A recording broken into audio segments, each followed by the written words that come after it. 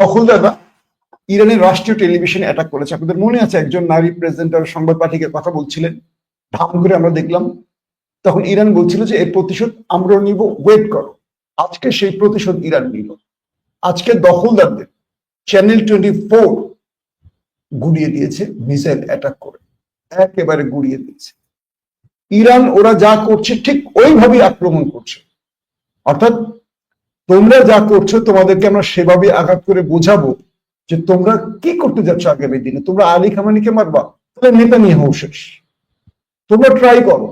কারণ ইরান এখন যা করছে, ইরান যে সাফল্য দেখাচ্ছে, এই সাফল্যের পর নেতানিয়াহু কিন্তু আর উপরে উঠছে না, সে কিন্তু এখন বাংকারই থাকে।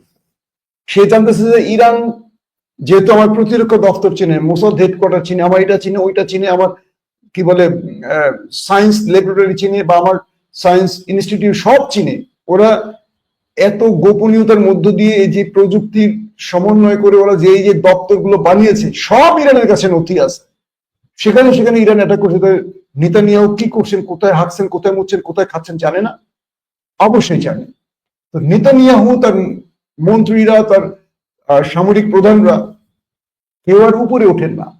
তারা ওই ক্যামেরা দেখে কিছু ভবন পরিদর্শনে আসেন, ভাঙাচোরা ভবন দেখতে, আবার গর্তে ঢুকিয়ে পড়েন। ইঁদুরের গর্তে। সাহসী লোক তো উনি, গর্তেই থাকে। ওই গর্তের মধ্যে তারা এখন দিন কাটতেছে শেল্টার জন্য। তো বলা হচ্ছে যে দখলদার দেশটির মানুষ এখন নির্ঘুম রাত কাটাচ্ছে শেল্টারে।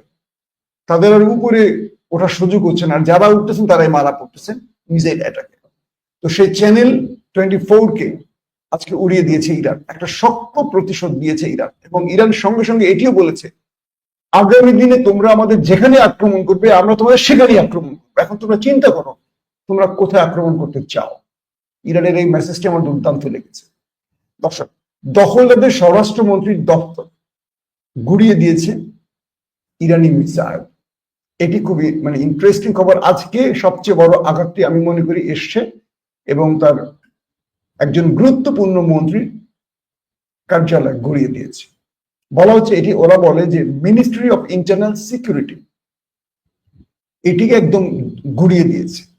এবং শেষ ফুটেজে দেখলাম এটা আগুন জ্বলছে, পুরো কালো হয়ে ধোঁয়া উপরে উঠছে, আর মানুষ অনেকে পড়ে আছে নিচে আঘাতে, যারা হতাহত হয়েছে।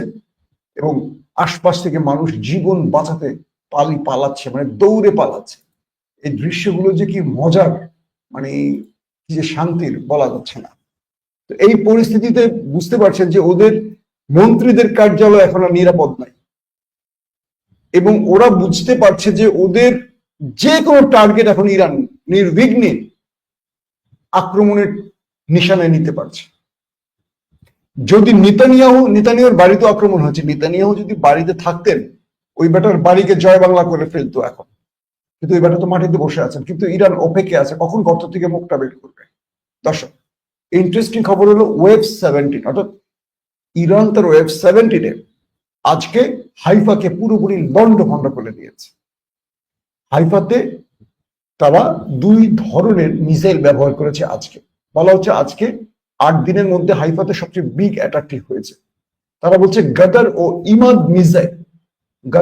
ইমাদ মিসাইল ব্যবহার করেছে হাইফাতে, এবং এত ম্যাসিভ আকারে প্রায় 40টির মতো মিসাইল মেরেছে যে পুরো হাইফাকে সরিয়ে দিয়েছে একদম, আর হাইফা দাঁড়ায় না। এবং ব্যাপক লন্ড ভন্ড, শুধু বলবো কি, শব্দগুলো তো আসলে বলতে হচ্ছে বাধ্য হয়ে, কারণ এরা কখন কিভাবে আমাদের টুটি চিপে ধরবে বুঝতে পারছেন তো। আমার টুটি না, আমার পেজ বা চ্যানেলে। তো ব্যাপক আকারে হাইফাতে আক্রমণ হয়েছে এই রাত, এবং ইরান বলছে আমরা এখনো সারপ্রাইজ হাজির করিনি, তোমাদের জন্য বিগ সারপ্রাইজ ওয়েট করছে। আমরা তোমাদের শুধু টেস্ট দেখাচ্ছি, আমরা আমাদের নতুন ভেরিয়েন্টের মিসাইল গুলোর একটু একটু করে চেহারা দেখাচ্ছি, কখনো গাদার, কখনো ইমাদ, কখনো খাইবার, কখনো সিজিন, কখনো তারা ব্যবহার করছে এই বিভিন্ন নামের। দেখেন তো নতুন নতুন নাম আমরা এখন দেখতে পাচ্ছি, প্যালেস্টাইন 2, কখনো দেখছি হাইপারসোনিক, ব্যালিস্টিক, ক্রুজ। এই যে খেলাধুলা চলছে ইরানের, এই খেলাধুলা এখন কন্টিনিউ ইরান করছে ওদের সাথে। এবং ইরান মূলত বিগ অ্যাটাকের আগে তারা তাদের আপনার এই কি বলে মিসাইল গুলো বিভিন্ন অ্যাঙ্গেল থেকে ছুড়ে তারা টেস্ট করছে ওদের উইকনেস গুলো কোথায়, ওদের প্রতিরক্ষা সিস্টেমের উইকনেস এবং ইরান তার কাঙ্ক্ষিত টার্গেটে ধীরে ধীরে যাচ্ছে, অর্থাৎ ওদেরকে একসাথে গলা টিপে না ধরে আগে পায়ের রক কাটছে, তারপরে হাতের রক কাটছে, আস্তে আস্তে আস্তে আস্তে আস্তে তারপর গলার দিকে যাচ্ছে। তো চারদিক থেকে ওদেরকে এক এক করে ফেলছে। কারণ আজকে দিনের দুটো লাইভ করেছে, খুবই গুরুত্বপূর্ণ, আপনারা যারা মিস করেছেন দেখে নেবেন। ইরান কয়েক ট্রিলিয়ন, দুঃখিত দখলদার, কয়েক ট্রিলিয়ন মার্কিন ডলারের ক্ষতি হয়েছে এবং এটি কাটিয়ে উঠতে তাদের কয়েক যুগ সময় লাগবে, দীর্ঘ সময় লাগবে। এত ম্যাসিভ আকারে তারা অর্থনৈতিক সংকটে পড়ে গেছে। পাশাপাশি ইরানকে মোকাবেলা তাদের প্রতিনিয়ত এখন অস্ত্র কিনতে হচ্ছে।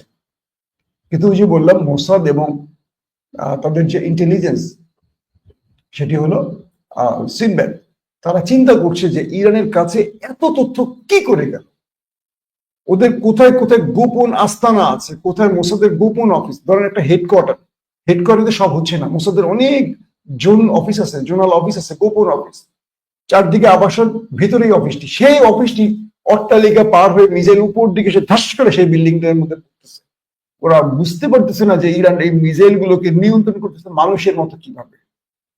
চারদিকে ধরেন 50 তলা 3টা বিল্ডিং বা 4টা বিল্ডিং, ভিতরেটা ধরেন 20 তলা বিল্ডিং, মিসাইলটা ওই বিল্ডিং টপকে এসে 20 তলার মধ্যে হিট করে চলে যাচ্ছে।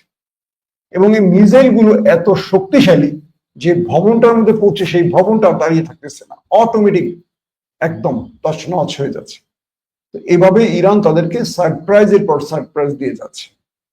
তবে ইরানেও আজকে বেশ কিছু অ্যাটাক করেছে, যে বললাম 7 জন সেনা তাদের নিহত হয়েছে এবং আরো বেশ কিছু জায়গায় তারা অ্যাটাক করেছে, কিন্তু সেখানে তারা কোনো সাকসেস পেয়েছে এমন খবর আমরা এখন পর্যন্ত পাইনি। দর্শক, দুই পক্ষের লড়াইটা এখন অব্যাহত আছে। আজকে আর ভূ রাজনীতি প্যাচগোজ নিয়ে বললাম না, শুধু আক্রমণ নিয়ে বললাম। ইনশাআল্লাহ আল্লাহ বাঁচিয়ে রাখলে, সুস্থ রাখলে আগামীকাল সকাল 10টা কিংবা 11টাতে আপনাদেরকে আবারও ব্রেকিং খবর দেব। এখনকার মতো বিদায় নিচ্ছি। অবশ্যই চ্যানেলটি সাবস্ক্রাইব করে রাখবেন যাতে ব্রেকিং খবর সবার আগে পেতে পারেন। আর ইউটিউবে যারা দেখছেন সাবস্ক্রাইব করবেন, ফেসবুকে যারা দেখছেন একটু কষ্ট করে আপনারা লাইক এবং ফলো করে রাখতে পারেন, বেশি বেশি শেয়ার করবেন। পেজটা ঝামেলার মধ্যে আছে, রিচ ডাউন অবস্থায় আছে, একটু আপনারা রিচটা আপ করার চেষ্টা করবেন। আল্লাহ হাফিজ। ওপেন দাইস মানে সত্যকে সত্য বলা, মিথ্যেকে মিথ্যে বলা। আমরা শোনা কথা নয়, চোখে যা দেখি তাই বলি।